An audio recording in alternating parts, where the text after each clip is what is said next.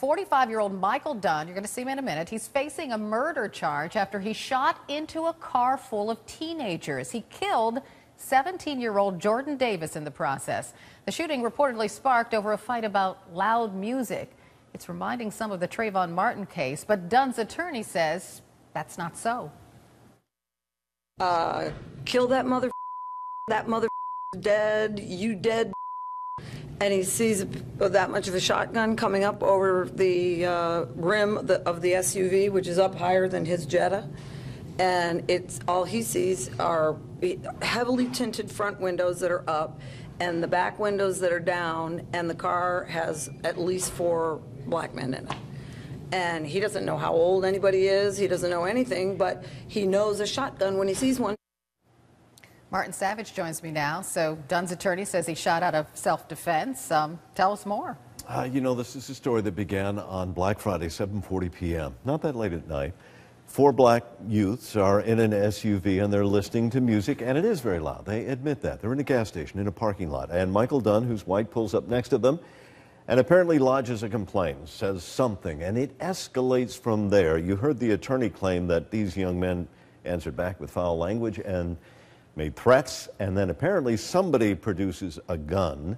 And so Michael Dunn, who had his own weapon, pulls it out and he fires 8 or 9 times into that vehicle. And then he drives off, and he tells authorities the reason he drove off is he didn't realize he had struck anybody, but he had. He had struck that 17-year-old youth who died just a few minutes later. So were any guns found in the teenager's car? Police said no, they didn't find any gun inside of the teen's vehicle. Now, the attorney makes the claim that, well, it's quite possible they could have tossed that gun before police arrived on the scene, but the youths maintain, those that survived, that they didn't have a gun at all. Did Dunn call the police, or? He didn't. And that is what has struck many people, because they thought, okay, you leave the scene. His attorney says he left the scene because he was afraid. He didn't know after firing into the vehicle how the young men might react. They might come out shooting.